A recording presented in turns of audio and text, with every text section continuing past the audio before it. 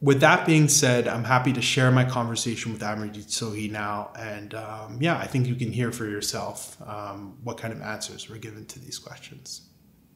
To start off our conversation, if you want to first give your first and last name, but also for any listeners who may not be familiar with your background and your political career, maybe go into what inspired you to get into politics and what are some of the highlights of your time working federally and then also working within the city of Edmonton. Well, first of all, Omar, thank you so much for having me.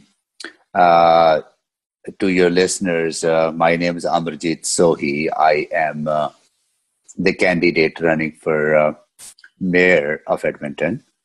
And prior to this, I served on city council from 2007 till 2015. And then 2015 to 2019, I was a member of parliament. And during that time, I also served in two major economic portfolios as Minister of Infrastructure, as well as the Minister of Natural Resources. And so that's going to be my brief introduction to your listeners. And I'm speaking to all of you from Treaty 6 territory here in Edmonton. It is very important for me to acknowledge the land of Indigenous peoples on which I have been able to come and live, on which I have been able to build my life and my family's life, and give back to make this community even a better place for all of us to live in. So I guess building off of that point of giving back and building your community, through your time as a federal minister and also on city council, did you feel like you were able to enact policies that directly impacted your constituents in your actual riding? Do you have any examples or things that you're really proud of that, really made a difference in the community? Yeah, I came to Canada as a young man. When I got here at the age of 18, I couldn't speak English. I had no understanding of Canadian way of life. So I struggled a lot in my early days, faced a lot of racism and discrimination and bullying. I was lucky to have the support of my brother and my sister-in-law. So I had that family support. So I was able to deal with those issues. But still, I struggled a lot. And this is a city that lifted me up because it provides quality public services. I was able to rely on public transit to go to school and go to work. I was able to access public libraries and rec centers and greenfield sports where I, made friends, where I could grab a book and read and learn a new language. So this is a city that has given me so much. And that was one of the reasons that I ran in 2004 was to use my experience, my lived experience to talk about issues that cities needs to tackle and how critical public services are for building a stronger economy and building a stronger society, but also the ability of individual to be successful. So that's the reason that I ran. And those are the ideas that I have worked on as a city councillor, from building the LRT systems to leading cities anti-racism, multiculturalism, and immigration portfolios. Helping add amenities into communities like in Millwoods here, building up new rec center and libraries. I'm pretty proud of the work we were able to do together. So Edmonton is now seeing a continuous rise and steady news of hate crimes against Black Muslim women. And in some cases, these attacks were very violent and very brazen. In this moment, I think one thing that has been clear, at least for some community members, is how, I guess, inept, and inept is a strong word, but inept in this case might be useful for how inept politicians have been in actually being able to treat this problem and address it in a manner that not only protects the community, but I think also makes it so that it's clear to the public that this isn't acceptable. So from your position, what do you think of these developments and how they've been handled by the current city administration? And from your perspective, what would you do if you became mayor? So racism is a very painful experience. I have experienced it. It is painful for the individual, but it's also painful for the community because there are ramifications when a person of color, of a particular nationality, or is attacked. Then community feels scared. Community feels attacked because the person is part of that community. And the reason that person being attacked is because they look different from the rest of the society. So I am deeply concerned about the rise in hate violence against indigenous communities, against Black Edmontonians, against Muslim women who wear hijab, or other racialized communities. And that was one of the reasons that I ran in 2000 ran for city council. As a matter of fact, ran for federal office as well, because I wanted to share my stories and my experience and bring in policies that will help us deal with the racism and discrimination in our communities. So I hear those voices because I have been on the receiving end of racism. And we also need to recognize that certain communities are impacted more by racism than the other communities. Indigenous communities have been impacted by racism more. Black communities have been impacted by racism more. We have seen an increase in Islamophobia. We have seen increase in anti-Semitism. Right? So we need to acknowledge those things and try to craft our policies to respond to those things. What we have announced as part of my campaign commitment, that I will work with the communities to implement an action plan within first 100 days of taking office. I am committed that on the first council day, I will ask our city council to direct the city administration to develop that action plan. That action plan would include strengthening our bylaws, making our public places like LRT stations, rec centers, public parks more safe and more accessible for everyone, that they can use without fear of being attacked. That action plan includes empowering communities to lead anti-racism work, because who would understand racism better than those who experience it and the communities who experience it? So how we empower communities to take on that action and implement that action. It also includes working better with provincial and federal government to strengthen some of the legislation that has been weakened over the last number of years, particularly online crime, online hate that has been a huge concern. So those are the things that I will do if I get elected, because I'm deeply committed to inclusion and ensuring that everyone, all of us, feel that Edmonton is our place, that we are building Edmonton for all of us. Mm-hmm. So on part of your plan, I think is slightly similar to the previous mayor of Edmonton, Don Iveson, who took into action after the George Floyd murder and protests to get city administration to, I guess, consider recommendations from a council, the Community Safety and Wellbeing Task Force.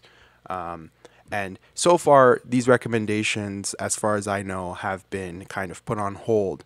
And not many of them have been able to be implemented after the task force has actually been, recommending these things. So in a situation where, some of your plans maybe don't get implemented, or things go through city administration, and as these things do, the system sometimes loses, I guess, the core value that you're trying to, put into place. In a situation like that, what do you plan on doing? And do you think that there are ways to make sure that these things, these plans, these actions don't get lost in the system over time? I commend the work of the Wellness Task Force. they came up with practical ways to improve the relationship between communities and authorities, and put together some tangible, practical solutions that city could implement, from training to reform the police commission and having better representation on police commission, and hiring of people from diverse backgrounds, and number of other recommendations that they came up with. I was disappointed when the last report came to council from administration on the implementation of those recommendations, that administration's plan fell short on living to the expectations of the communities. What I would do if I get elected, um, I understand the frustration that is being shown and demonstrated and heard from the racialized communities, because that frustration is real. Uh, so I have a very strong relationship with indigenous and racialized communities. I want to leverage that relationship to bring them together to talk about those issues. And what I would like to do is find a way to work better with communities to ensure their voices are heard, and that we are putting together and implementing policies that will allow us to continue to hear their voices and have their voices informed our policy. When it comes to the issue of homelessness in Edmonton, the previous city council and city administration, I think, have taken a housing first approach, at least in their attempts to get people to get into different programs and services. But we've obviously seen that that hasn't necessarily worked, and there's been a lot of pitfalls in their approach. For example, last summer with Camp Pekawewin and their organizers trying to negotiate with the city, and ultimately ending with, police clearing off the camp, and, encampments like that, still being illegal, and people still necessarily not having the supports and the resources that they need.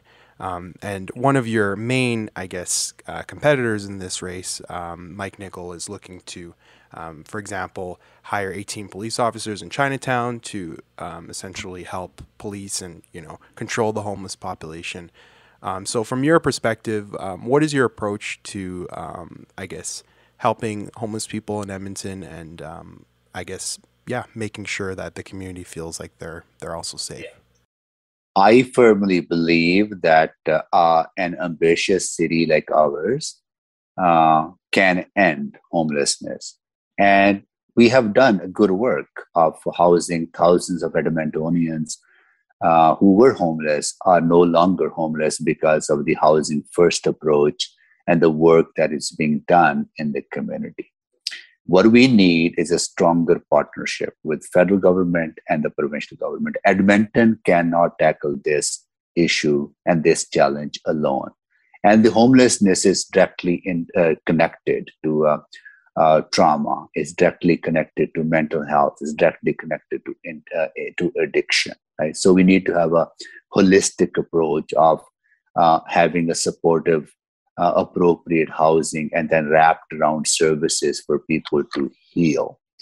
So the model works. What we need is a stronger partnership with the federal government and the provincial government. What I would like to do if I get elected is actually build a broader coalition of partners to engage with the provincial government, engage as a community, not just as City Hall engaging with provincial government and the federal government, but community, faith leaders, business leaders, community leagues, cultural organizations, indigenous Edmontonians and leadership from indigenous Edmontonians coming together, facilitated by mayor's office, and developing a coordinated approach to engage with province and making a strong case why investing in people should matter to them.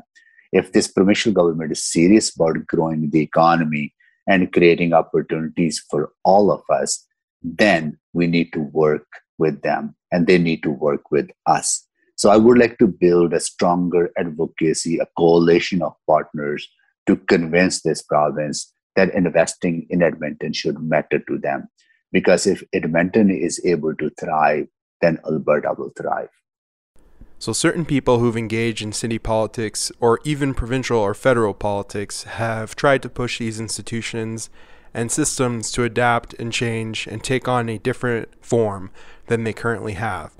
I think especially when it comes to progressive politics, people are certainly tired because I don't think that they see change that they want to see, at least not happening fast enough. So for people who are tired and haven't seen results and still want systemic change, do you think that it's even possible to see our systems, at least our political systems, radically change within our lifetimes? Do you think that's even necessary to create the kind of world that we want to create? My vision for Edmonton is that this is a place where everyone should be able to thrive. I was able to thrive here and I came with nothing. And this community supported me to thrive. And that's exactly what we need to do for everyone. So we can build a city of opportunities. We can build a city that we all feel that this is our place, that we belong here, that Edmonton is us, that Edmonton is for all of us.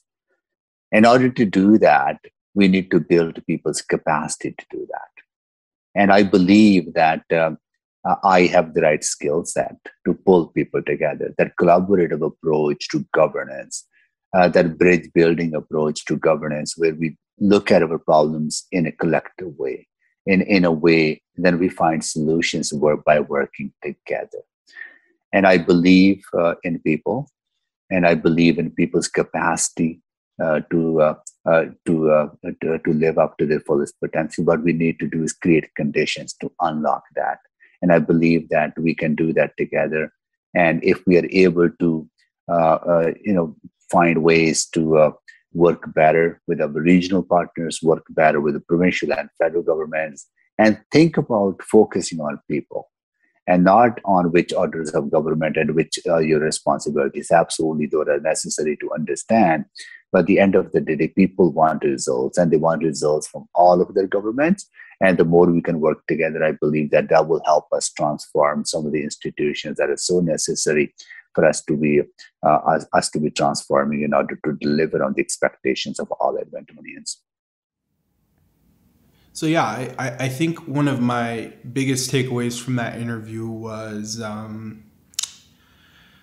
how difficult it was to contend with some of the proposed policies to actually combat hate crimes, to ensure community safety, especially from the perspective that a lot of the policies were very uncritical of the fact that a lot of violence and lack of community safety is being perpetuated by police in our city. And there's no real plan or real acknowledgement of that problem.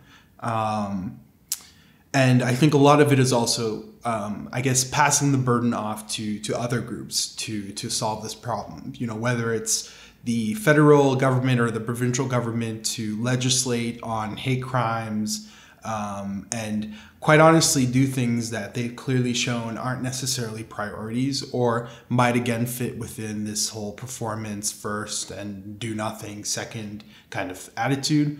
But also other things like making public spaces and places more accessible and safe, which honestly is something that the city has already invested so much in. So I don't necessarily see how that can be another place to do.